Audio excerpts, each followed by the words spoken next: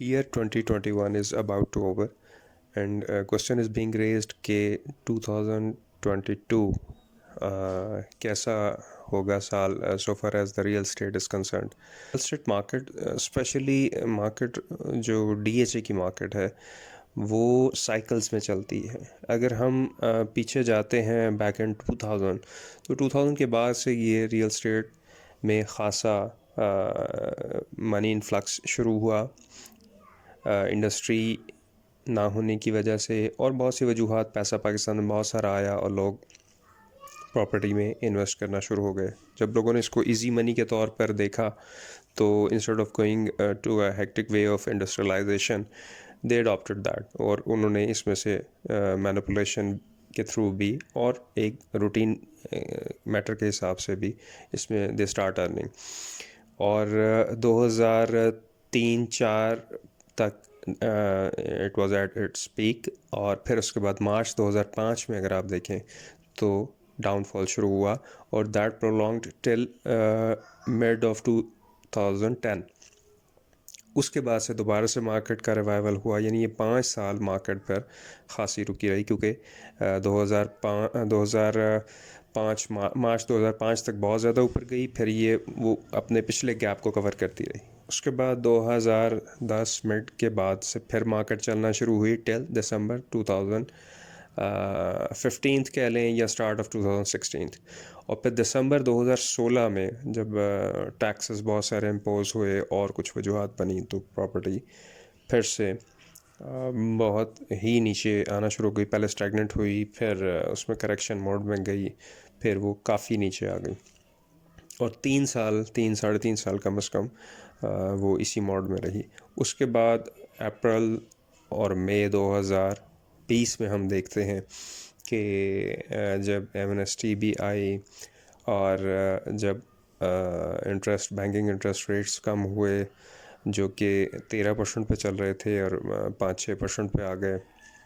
वो 7% पे आए थे, और प्रैक्टिकली जो आपको कट आके मिलता है वो 5-5.5% पे ही आ जाता है मामला. और उसके बाद ये मार्केट चलना शुरू हुई. तो ये कुछ लोग बहुत हैरान हुए कि नहीं जी ये बिल्कुल आर्टिफिशियल है. एट स्टार्ट भी बिल्कुल वो खासे पजल हुए कि ये बिल्कुल आर्टिफिशियल मार्केट है और that is bound to come back, और इस तरह से. लेकिन ये एक ड्यू इंक्रीमेंट था जो 3-3.5 साल मार्केट, 3.5 साल कम से कम जो है डिप में ही रही.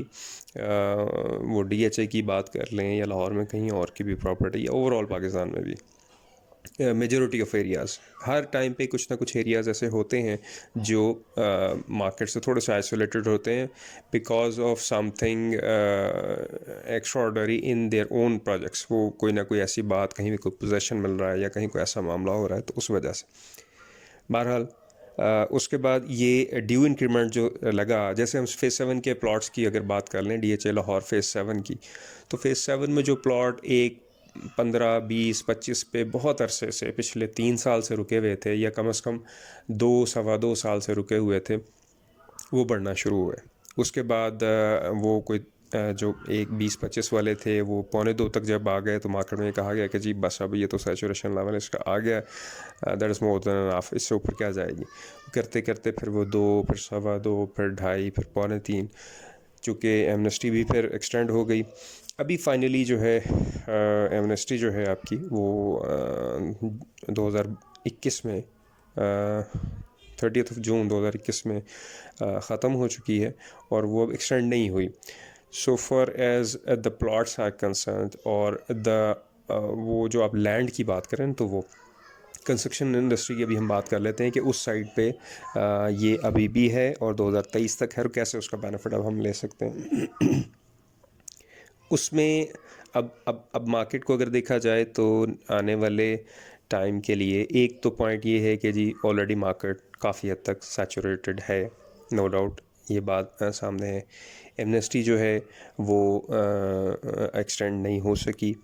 फिर उसके बाद डॉलर रेट आप देख रहे हैं अच्छा खासा ऊपर जा रहा है. ऑब्वियसली ये इन्वर्सली प्रोपोर्शनल होते हैं स्टॉक मार्केट और डॉलर, और टू सम एक्सटेंट गोल्ड, कि वो ये इन्वर्सली प्रोपोर्शनल होते हैं. ये चीज़ें ऊपर जाती हैं तो ज़ाहिर ये इनमें इन्वेस्टमेंट होती है, तो ये चीज़ें ऊपर जाती हैं और दूसरी चीज़ें पर नीचे आती हैं. रियल एस्टेट स्पेसिफिकली नीचे आता. फिर पॉलिटिकल अनरेस्ट है, धरने जलसे और ये मामलात हैं। अच्छा, उसमें अगर हम इस चीज़ को थोड़ा सा सॉर्ट आउट करें तो जो हमारे पास इन नटशल बात आती है मार्केट को देखते हुए, ये इसका एक बैकग्राउंड इसलिए बता रहा हूँ कि हम कंपैरिजन कर लें, आपके सामने एक चीज़ रख दी जाए कि ये चीज़ें इसके मेरिट्स क्या हैं, डीमेरिट्स क्या हैं, या इसके बारे में हम दोनों तरफ की राय को देख लेते हैं कि ऊपर जाने के क्या चांसेस लगते हैं और नीचे जाने के क्या चांसेस लगते हैं। असल में क्या होना है तो ये तो that is only known by Allah. एक जो अच्छी चीज़ सामने आ रही है, ये तो अभी हम तक हमने बात कर ली कि जी ये सारा कुछ हो चुका है, जिसके बाद अब मार्केट जो है वो थोड़ा सा लगता है, एक तो वो साइकिल वाली बात भी हमने कर ली, प्रॉपर्टी साइकिल्स वाली, फिर उसके बाद सैचुरेशन वाली भी, एमनेस्टी वाली भी, डॉलर रेट वाली भी, पॉलिटिकल अनरेस्ट वाली भी, फिर एफएटीएफ की शराइत वाली भी। और अगर अब हम इसको दूसरी साइड इसकी देखें, एक पॉजिटिव साइड, तो पॉजिटिव साइड हमें ये सामने आती है कि जो कोरोना पेंडेमिक है वो उसमें ख़ासा रिलीफ मिला है और फ़्लाइट्स शुरू हो गई हैं। फॉरेन बायर्स जो पिछले 1 से 1.5 साल से कम 1.5 साल से दे वर स्टक्ड, और मतलब वो ना पाकिस्तान आ सकते थे, ना अपनी ना फर्दर प्रॉपर्टी बाय कर सकते थे, और ना अपनी जो एग्जिस्टिंग प्रॉपर्टी है वो बेच सकते थे। ये चीज़ें जो हैं, अब ये फ़्लाइट्स रीओपन होने की वजह से फ़ॉरेन जो पाकिस्तानी है वो अगेन विज़िट करेगा पाकिस्तान को। उसकी वजह से अच्छी एक्टिविटी रियल एस्टेट में रहती होती है, क्योंकि कुछ चीज़ें उन्होंने बेचनी होती हैं, कुछ चीज़ें ख़रीदनी होती हैं, और they have very short span of time with them, क्योंकि वो जब थोड़े टाइम के लिए आते हैं, कभी ईद की छुट्टियों पे, कभी रमज़ान में, कभी और इस तरह की कोई वोकेशंस पे, तो फिर वो उसी टाइम फ्रेम में कोशिश करते हैं कि हम चीज़ें जो बेचना है जिसने वो बेची, और जो ख़रीदना है वो ख़रीदे। ये चीज़ एक 2022 में देखने को इंशाल्लाह उम्मीद है कि मिलेगी, और उससे कोई ना कोई एक्टिविटी जनरेट होगी, बाइंग की भी और सेलिंग की भी। उसके बाद ये है कि अगर हम सिर्फ डीएचए तक महदूद होकर बात करें तो डीएचए के इलेक्शंस, डीएचए लाहौर के जो स्टेट एजेंट्स के इलेक्शंस हैं वो 18 दिसंबर को हैं। बहुत मेजॉरिटी ऑफ डीलर्स जो है ना are being involve in these elections. उन इलेक्शंस के बाद भी जो है कुछ बेहतरी आने का चांस है, क्योंकि लोग ज़ाहिर है ये डीलर हजरात ही होते हैं जो चीज़ों को किसी न किसी तरह किसी हद तक मैनिपुलेशन की तरफ भी आ रहे होते हैं, चीज़ों को किसी को कुछ बता रहे हैं कि ये आप ले लें या बेच दें, कोई ना कोई एक्टिविटी क्रिएट करते रहते हैं।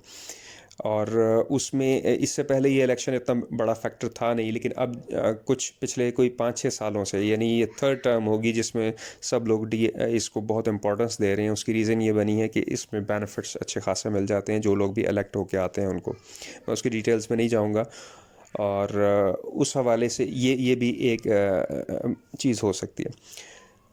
If we sum up the things, तो जो मेरा सजेशन होगा वो यही होगा कि 2022 में जो बाइंग की जाए वो एक तो सॉलिड प्रोजेक्ट्स की जाए। 2021 में हमने देखा कि हर चीज़ ही बिक रही थी।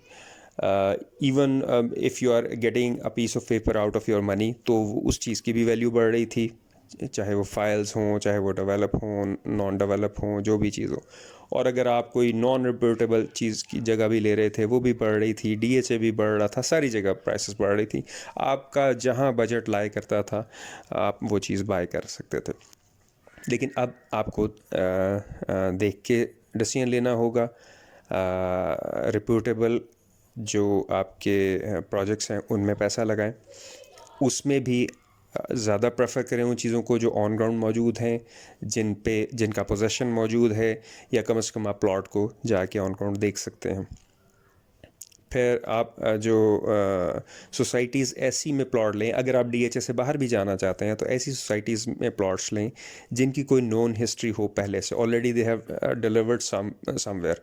कोई मतलब एक ऐसी सोसाइटी आई है जिसका एक फ़ेज़ पहले है और फिर वो बना रहे हैं और पहला फ़ेज़ उसका बहुत अच्छा गया है, लोगों ने गेन भी लिया है और दे हैव डिलीवर्ड, तो फिर तो आप वहाँ पर बाय करें।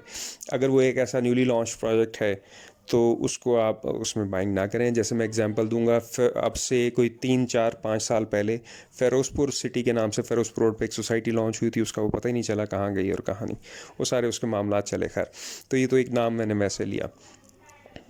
उसके बाद आप अगर प्लॉट लें 2022 में, तो स्पेसिफिकली अच्छी लोकेशन लेने की कोशिश करें, ज़्यादा अच्छी। उसकी रीज़न ये है कि अगर आपको 2022 में ही प्लॉट बेचना पड़ जाता है, तो ये ऐसी मार्केट है जिसमें हर चीज़ नहीं बिक रही। आप अच्छी चीज़ आपने ली होगी, अच्छी सोसाइटी में अच्छा प्लॉट, अच्छी लोकेशन का प्लॉट, तो that would be easy for you to sell it out in case अगर आपको कोई ज़रूरत पड़ती है या आपको कोई फर्दर ऑप्शन नज़र में आती है। फिर उसके बाद ये है कि ये जो आपकी कंस्ट्रक्शन इंडस्ट्री को की जो एमनेस्टी है, ये जहन में रहे कि ये 2023 तक है, ये ख़त्म नहीं हुई। तो जो सारा प्रेशर पहले प्लॉट्स की तरफ भी चला गया था, क्योंकि वो वाली एमनेस्टी जो प्लॉट्स के लिए थी, रियल एस्टेट सेक्टर के लिए थी, वो 2000 रियल एस्टेट से मेरी मुराद, मतलब अगर अगर फ़र्ज़ कर लें आप खाली प्लॉट लेते हैं रियल एस्टेट में, तो वो 2021 में ख़त्म हो गई, जून में। अब ये 2023 तक चलनी है। इसका मतलब क्या हुआ? इसका मतलब ये हुआ कि कंस्ट्रक्शन इंडस्ट्री मज़ीद बूम करेगी। उससे ये है कि जो पोजेसन वाले प्लॉट हैं, वो कल को आप अगर आज आप लेते हैं, तो कल को रिक्वायरमेंट बनेंगे जेन्युइन क्लाइंट की भी, जिन्होंने अपना घर बनाना है, और बिल्डर्स हजरात की भी, क्योंकि ज़ाहिर है एमनेस्टी से वो बेनिफिट लेते हैं, तो वो बना के उसको बेचेंगे, और उसमें ये है कि इस एमनेस्टी से वो फ़ायदा लेंगे, क्योंकि ये एमनेस्टी एक प्रायर नोटिस है। आप प्रायरली आप नोटिस दें कि जी ये चीज़, ये प्रोजेक्ट मैं बनाने लगा हूँ, और उसके मुताबिक आप उसको एमनेस्टी में उसका बेनिफिट ले सकते हैं।